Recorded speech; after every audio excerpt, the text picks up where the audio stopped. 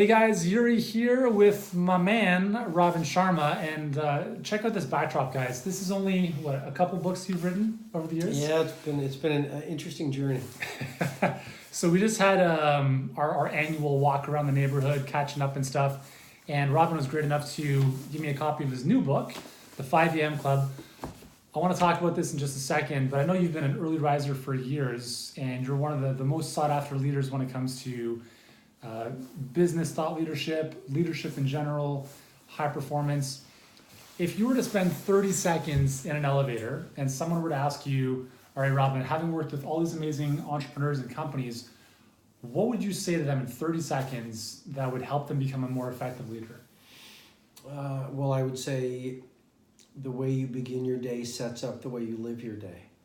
And there's a concept in the book called the day stacking foundation, which is basically if you get your mornings right, that's going to lead to consistently great days. Because your neurobiology, your metabolic rate, your cognitive functioning, your creativity, your productivity, your spirituality will all be dialed in. Consistently great mornings lead to consistently great days. Consistently great days obviously manufacture great weeks. Consistently great weeks make consistently great months, consistently great quarters, years. So a great life is nothing more than a series of world-class mornings strung together like a necklace of pearls. I love it. So get your mornings right, and I share how to do it in the book. The method is called the 20-20-20 formula. That is, it's extremely powerful, based on a lot of data. And once you get your mornings right, then your creativity and productivity and everything else is the natural result from it. That's awesome. Because it's funny because everyone's looking for the next shiny thing. Like, I want to make $1 million or build this huge business. And really all it comes down to is, it's great to have that vision, but what are you going to do starting today? Right? Like those little habits, those little, as you said, getting up every morning, doing those little things that can over time compound and make that big difference. Yeah, I mean, ambition needs to be translated by execution. So, there are a lot of great dreamers and big thinkers who never made a dent in the universe, to use Steve Jobs' words. Yeah. And then there are people who are not as brilliant, but have heroic traction and execution skills who just do amazing things. Like what makes Facebook or Nike or Apple? It wasn't the big idea. It was the consistent translation of the ambition into daily execution that made it a great company. So you've got to get both right. Totally. So the 5 a.m. Club, people obviously grab the book, but for people who are like 5 a.m., that's too early for me. Like, how can I get out of bed at 5 a.m. if I'm not a morning person? How do you get someone to light the fire under their butts to get that desire or that why to get out of bed and make their day amazing? Well, anyone who says, well, I'm not going to read the 5 a.m. Club, and I spent 4 years on this book, so there's a lot of heart and soul in that book. Yeah. And it's this magical blend of neurobiology and productivity and how I've worked with a lot of billionaires, so how they run their morning routines, along with spirituality and soulfulness, because I think success without living a soulful life is a very empty victory. So anyone who says, well, I'm not a morning person, I'm not going to read your 5 a.m. book, Robin, I would lovingly and respectfully say, you'll never transform your life, own your domain, manifest and materialize your greatest potential if you bump up against your limiting beliefs and you don't transcend them.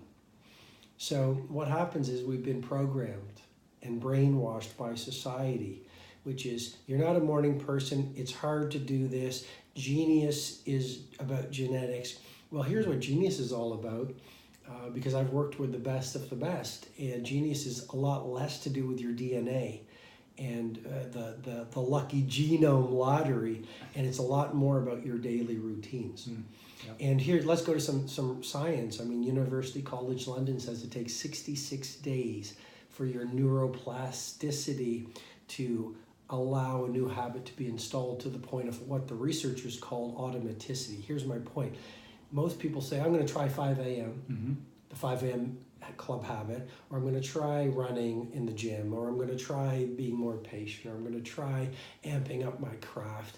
And they do it for a week and they don't get results. Well, that's like Pep Guardiola, who we talked about on the walk, or Wayne Gretzky or Federer or Serena Williams or Shakespeare or Stephen King or, Kanye saying, I worked on my craft for 7 days. I wasn't BIW best in the world. I guess I can't be best in the world. Yeah. I mean, what nonsense. Yeah.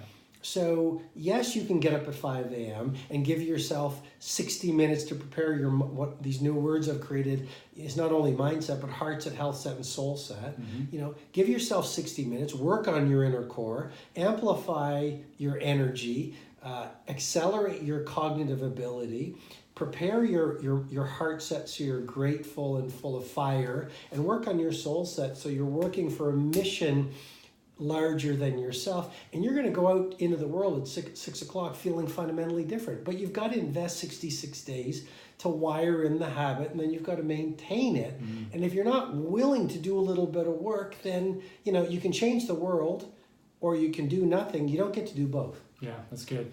Do you think that stick-to-itiveness is maybe lessened now with everyone wanting this, like seeing overnight successes, or they see someone pop up on Instagram and all of a sudden they're like, I want that now.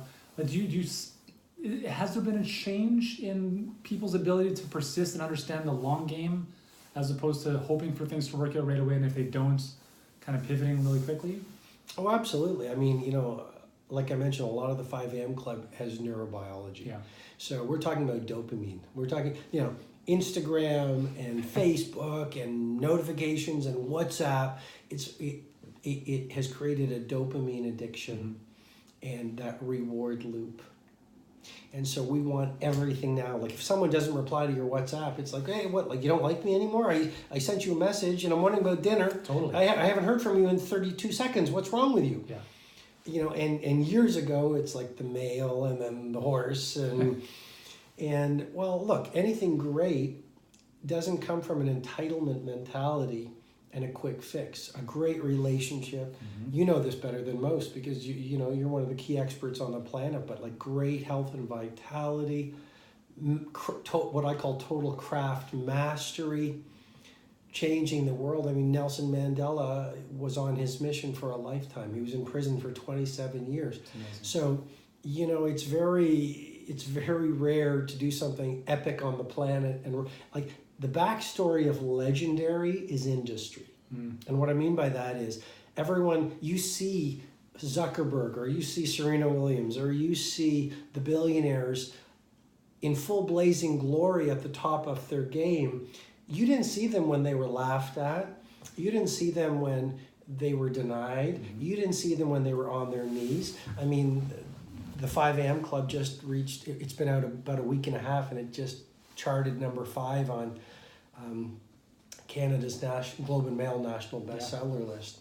But, that's the first book I've had that charted on a bestseller list. 22 years in the game. And really? Because my books have all been word of mouth phenomenon. They haven't been like Oprah. And they've done pretty well.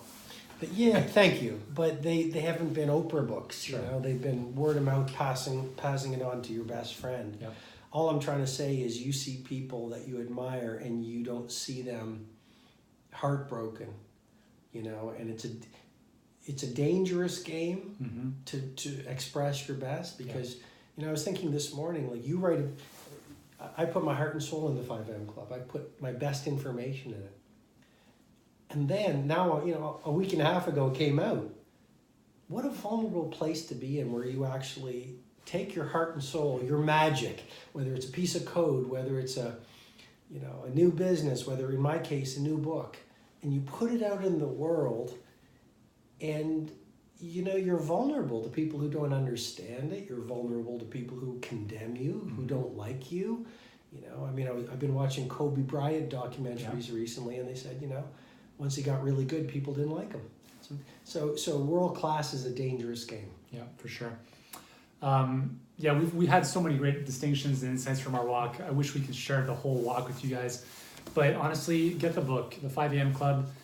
As of this recording, just came out a week and a half ago. And Robin, thanks so much for sharing some of the insights and wisdom and for being who you are, man. I really do appreciate taking the time for being who you are, for inspiring. I remember one of the first books I read was The Monk Who Sold His Ferrari.